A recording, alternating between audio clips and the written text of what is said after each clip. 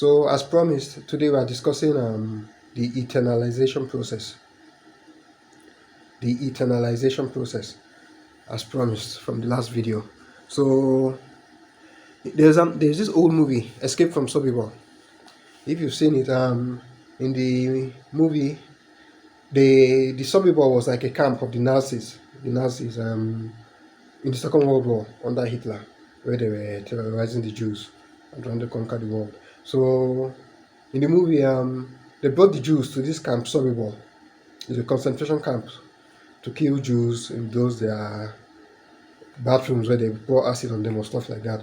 So when they brought them, they lined them up, and they said that if you have any skill, if you're a technician, if you know any, like a carpenter, a craftsman, a maybe electrician, all those kind of menial jobs, you should step forward. So the one guy, some people stepped forward. The one guy, of course, he didn't know anything, so he was standing in line. Then the person beside him, one old man, told him, step forward, step forward. And I was like, he doesn't know any craft. I said, don't worry, I'll teach you, step forward.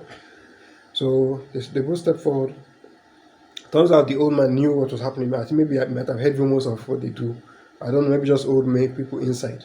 But when they stepped forward, they took the other ones and then going to kill them.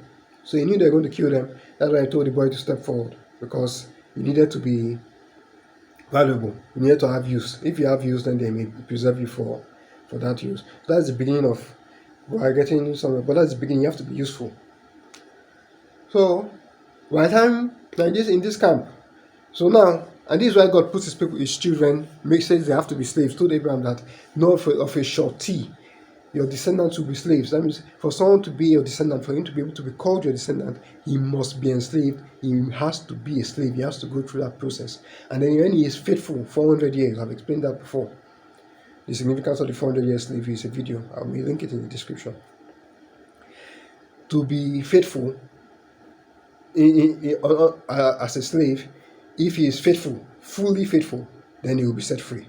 If not, he will die a slave. Then he has failed the test. It means he's not your son. Because if he's your son, he will be faithful in the slavery, and through that, he will be set free from being a slave.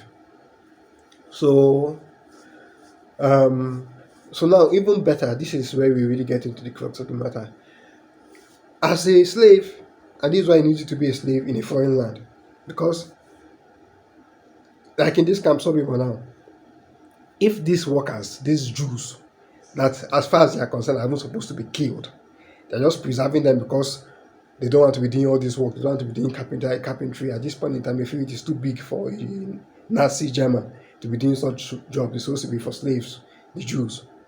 So if they give you a shoe to repair and you don't repair it up to par, you're a dead man. They'll just take you outside and shoot you. The way the customer will come and complain, nobody will come and complain. He will just come in, just pick you up. They can drag you out. Nobody will ask him anything, and they'll kill you. So you dare not not do what you are told. You dare not deliver on what you promised. You dare not be able to deliver, not to be able to supply, not be useful. You dare not disappoint. So by you being enslaved to people that are against you, people that hate you, to your enemies, it forces you to achieve perfection. Not just to achieve it, as human beings keep on saying cannot be achieved. You not be able to, not just to achieve it, but to be able to maintain it, to be able to sustain it, to be able to guarantee it, because your life depends on it. All those works, when you are working on a good day, that you see flaws, but you feel you are too tired, you want to sleep, you cannot afford it. If you sleep, you will never wake up. They will come and kill you the following morning. So it forces you must deliver on time. You cannot do those things where somebody is expecting a shoe on Monday morning and then you do it by it will be ready by Wednesday. No. If you're expecting a shoe on Monday morning, it has to be ready by Sunday night, because you don't know, it may come early. If possible, even on Saturday. So the slavery forces you to deliver. If you stay with your parents or with family members or with loved ones or with nice people, you will do things and they'll keep on overlooking because they are giving you room. But that means you keep on doing imperfect things. They are causing people to complain, and you don't even realize it because they keep overlooking it. They don't show you their displeasure, even though they are unhappy with it. But when you are dealing with an enemy, he will not take any nonsense from you. Every single thing you do, he will condemn. Every single thing you do, he will correct. So in that correcting, they're helping you to fix your flaws. They're helping you to fix all your mistakes. They are forcing you into perfection. They are forcing you not to have any weak sides. And in the spirit realm in heaven, what people do not understand is that there is no power, there is no override. Like on earth, you may be innocent, and then somebody that has power may still put you in prison. In heaven, there's no such thing. The only power, forget what Jesus said. I know what I'm telling you. In the ultimate God's version, there is no thing beyond justification and condemnation. Those are the only two entities that actually exist. I'll explain it further later on. But in the spirit realm, those are the only two things that matter. If you are justified, it means you are indestructible. When you are justified, what you do becomes like your body, your form, the way you have a form in the physical realm. What you do becomes your body. If you are justified, when they hit it, it cannot penetrate. When they try to condemn you, their condemnation cannot hold, so they cannot penetrate you. It's like their wounds, they stab, they're stabbing, cannot penetrate because you are justified. When they try to say this thing you did is questionable, they'll come and say it is not. So it keeps on stopping. So you become like iron. You cannot be penetrated, you cannot be broken. On the other hand, when what you do is questionable, you cannot be defended because there is no override. There is nothing else. It's only that thing that you did that is there. And the words that are coming, the words in question, if it is questionable, then you are dead. So when you are staying with this person that is your enemy, it means that even the good things that you do, you will try to find faults in them. So you have to make your good deeds extra good. You cannot do those good deeds, do good deeds on a whole, and then leave room for some small mistakes. No, even those small things, anything that can be questioned, even if you did the right thing but you did it the wrong way, you have to fix how you do it.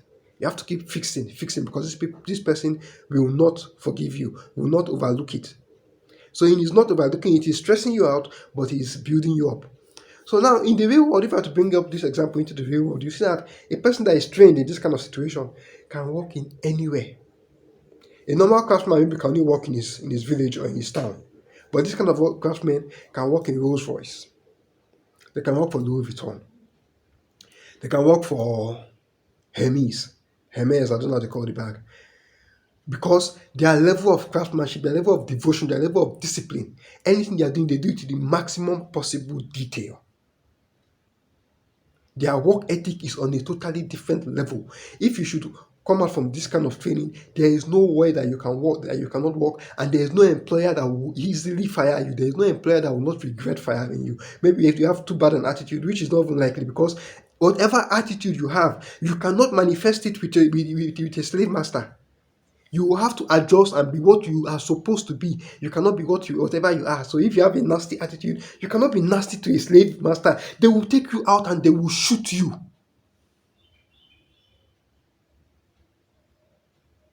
Are you ready to die because of attitude? Everything. They will beat you into shape. They will beat you into what you need to be. They will beat you into what works and not who you are. All that nonsense, this is who I am. It will go away. And it will be better for you.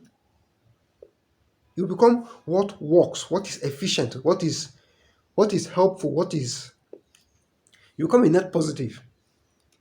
They force you into becoming indispensable. And when you are indispensable, you cannot be killed. Even they cannot kill you anymore because you are too useful. If they kill you, what do they do without you? They can't do without you. They need you.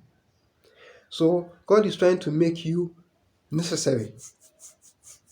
And that's why it allows bad things to happen. So that's why even in the world right now, the righteous, those that want to learn, want to do the right thing, if you find yourself in that situation, you find that you keep on finding yourself enslaved to those who want to do anything they want. You that wants to do the right thing, you always find yourself under a master that is very abusive. Even the good things you do that he cannot do, he doesn't appreciate. God is trying to beat you into shape. If you are his own, if you are not his own, he will give you the privileges in spite of your misbehavior. Then when you finish and you have generated enough condemnation for yourself, then you come back and explain. So the person that God loves is the one that he actually disciplines. He makes your life difficult at the beginning.